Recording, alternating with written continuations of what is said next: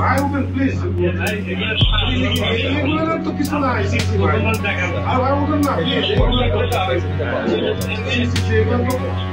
আরে ভাই উঠেন প্লিজ, প্লিজ উঠেন উঠেন প্লিজ উঠেন প্লিজ। আরে উঠেন।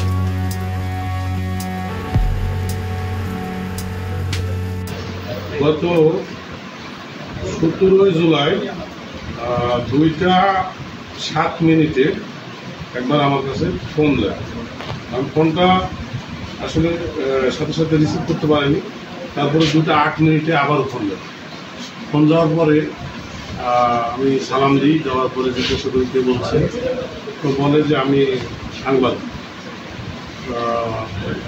কোথাকার সাংবাদিক? মুক্ত খবরে। মুক্ত খবরের সাংবাদিক। তো হ্যাঁ ভাই বলেন। তো আমি তো আপনি নাই, আমি বললাম যে আমি জেলা অফিসে যাব। তো বলে যে আমি তো আসছি, তো কি বলেন? তো না আমি তো তারাস থেকে আসছি। তারাস থেকে আসছি? হ্যাঁ। তো কী খবর? তো তারাস থেকে আসতে ভাই আমাদের কিছু তেল খরচ একটু ব্যবস্থা করে দেবেন। আমি বললাম যে আমি তো নাই, আর আমি সবে মাত্র যোগদান করছি। আপনার স্টাফদের একটু বলেন আমার জন্য তেল খরচের ব্যবস্থা করে দেবেন। না আমি স্টাফদের কী করে বললাম যে আপনাকে তেল খরচ দেবেন? আপনি আসছেন, যেহেতু আসেই বলছেন চা খেয়ে বলার পরে আমি আমার এসআই আরিফুর রহমানকে বলতে যে সাংবাদিক আসতেন। তো জি স্যার, চা এ পর্যন্তই শেষ। আজ আমি অফিসে কর্মরত থাকা অবস্থায় আমার শ্রদ্ধেয় উপজেলা খাদ্য নিয়ন্ত্রক আমাকে ফোন দেন। দেওয়ার পরে বলেন যে আপনার সাথে ডিএসবির 2 জন সদস্য দেখা করতে যাবে। আমি বললাম ঠিক আছে স্যার, পাঠান।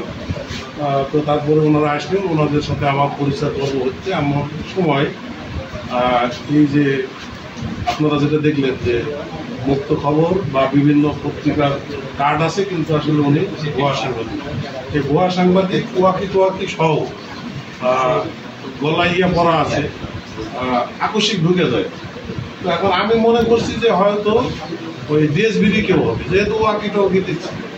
আমি বললাম যে বসেন। তো উনি না বসে কার্ডটা, মুক্ত খবরের কার্ডটা দিয়ে বাইরে গেলেন। তো তখন আমার এর আগেও উনি কার্ড দিয়ে গেছে। তো কার্ডটা দেখলাম, দেখার পরে আমি বাইরে গেলাম। যাওয়ার পরে বললো যে কথা বলবো। ঠিক আছে, অফিসে বসেন। অফিসে আসলো, আসার পরে আমি বললাম যে হ্যাঁ ভাই বলুন। তো তখন বলে যে আমি তো এর আগে আসছিলাম।